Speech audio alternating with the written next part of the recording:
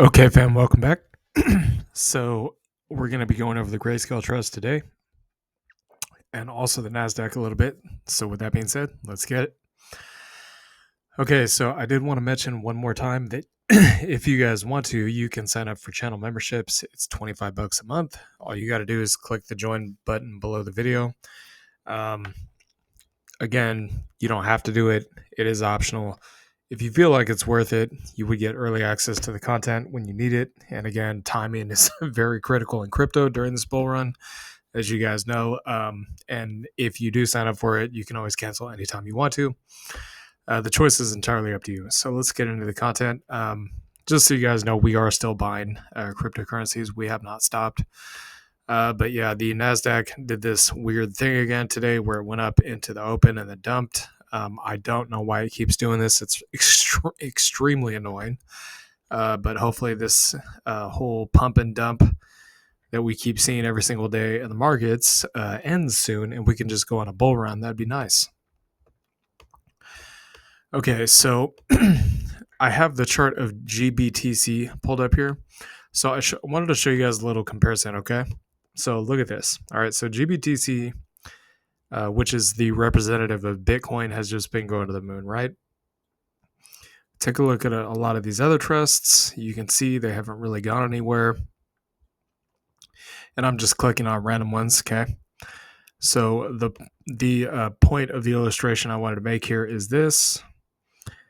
As soon as I find it.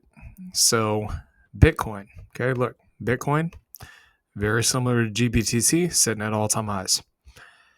Now, if I go to Ethereum is not sitting at all-time highs. Litecoin is not sitting at all-time highs.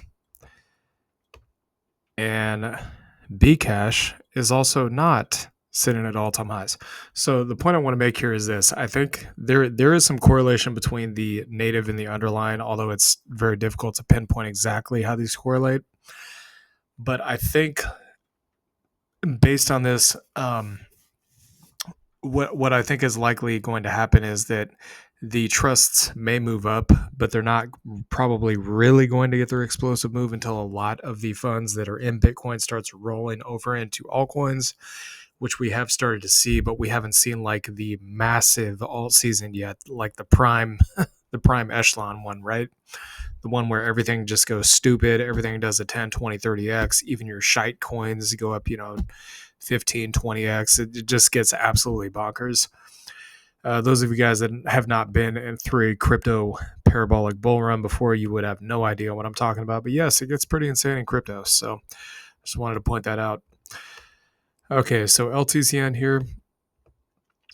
I know it looks bearish on the charts, but the indicators still look bullish. The way I'm looking at this is we had a similar formation back here, and it did ultimately get above the EMAs. You can see right here, and then eventually blasted off to the upside.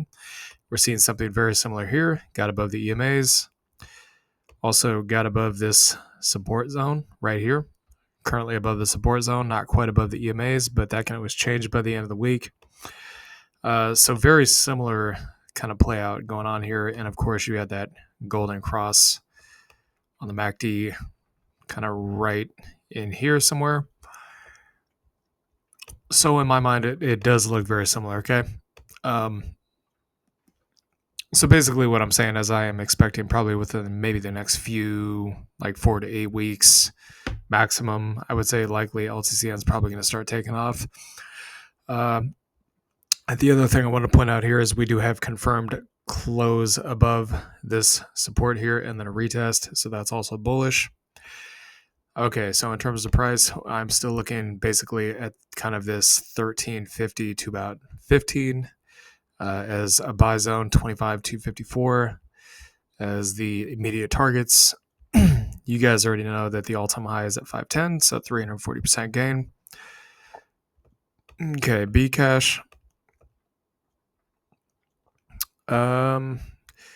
Not really a whole lot of correlation between this pump and this pump. What I will say though is the last time we got the pump, we were kind of on this macro trend line here. We have tested this macro trend line since this pullback, so this could actually be the bottom right here, and we're just slowly trudging up before eventually blasting off. That could be the case right now.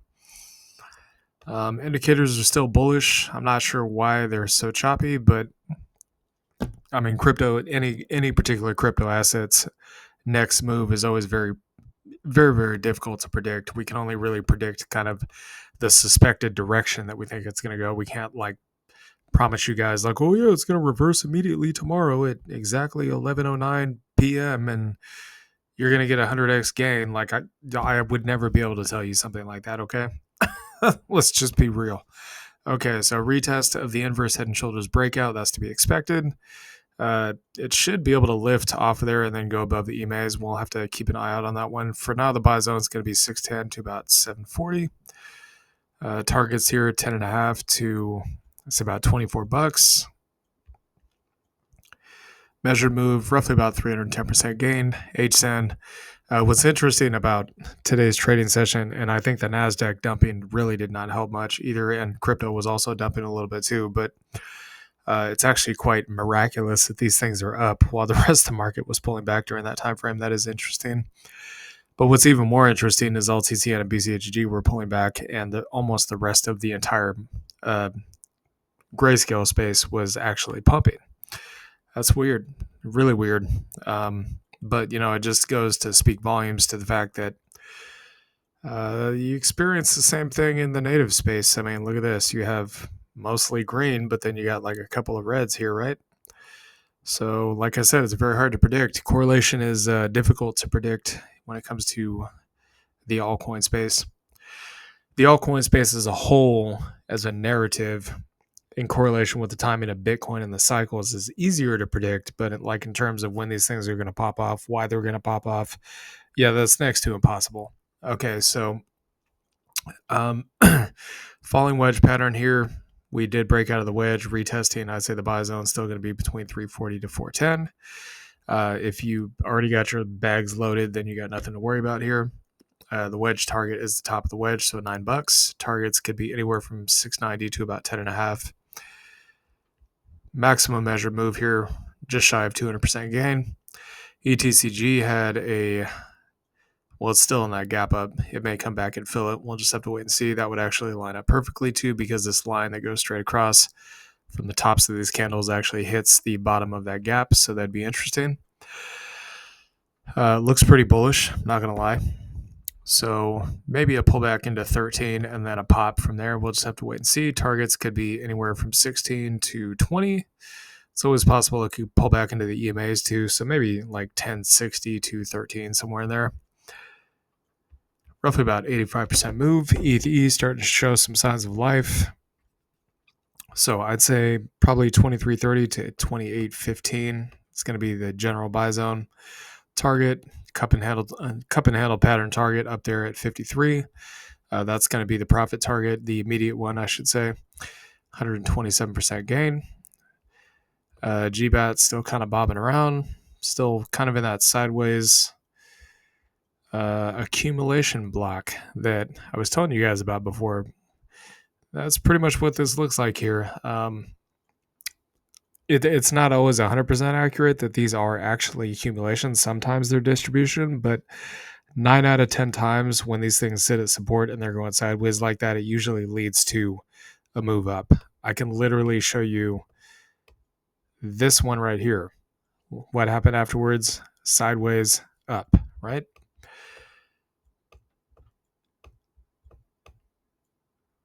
Okay, so 450 to 520 here for the support, 780 to the highs at 32 would be the targets. Big move here, 670% gain, FILG. Kind of the same thing, pretty much just going sideways. Support here, 35 to, I'd say about 40, 45, somewhere in there. The all-time high would be the target, so roughly about 400. 1,175% gain. GLIV, nice big green day. Has not confirmed above the previous resistance yet, but it might be about ready to. I mean, this looks pretty bullish right here. So I'd still say the same thing as before. Roughly about 7 to about that 12.50 is going to be the buy area. Target would be up at the highs at 80.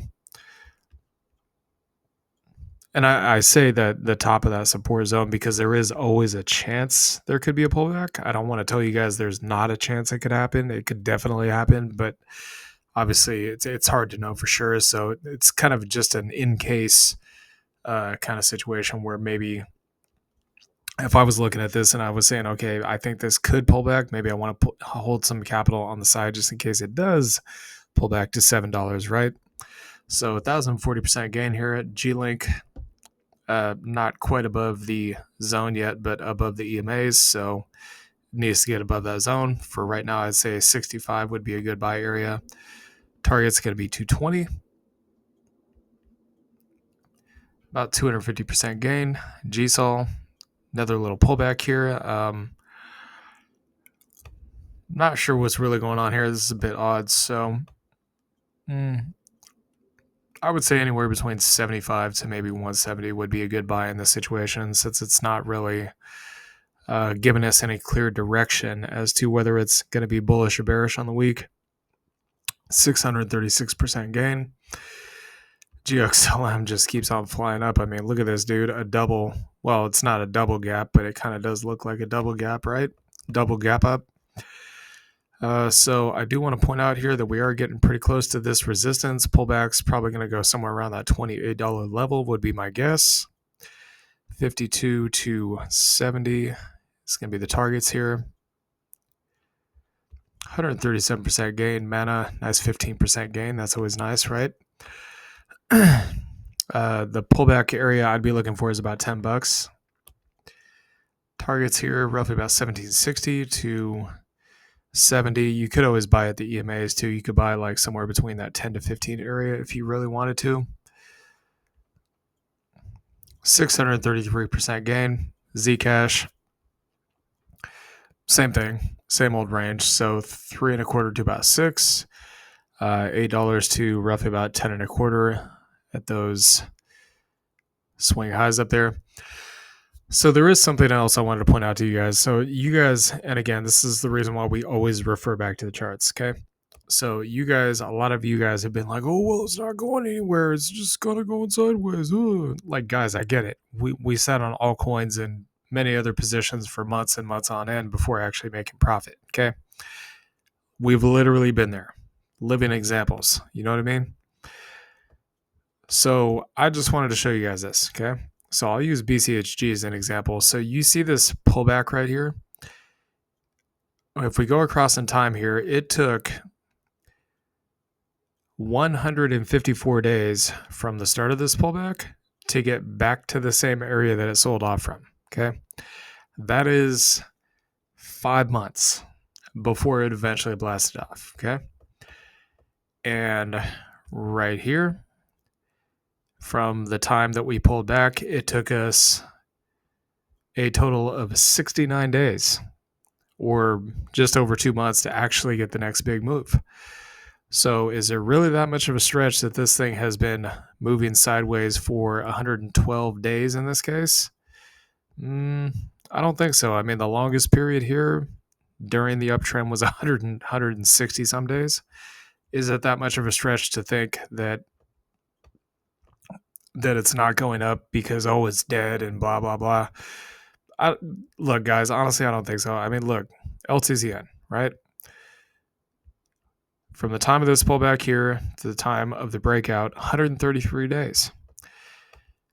From right here, it was a shorter time because, again, the more explosive these moves get, the faster they happen, right? 62 days, all right? So in the sideways chop since this candle right here, which we currently are pretty much sitting at right now, 119 days. Do I think it's that much of a stretch that it could take even a little bit longer than it currently has to break out? 133 days here? I don't think so.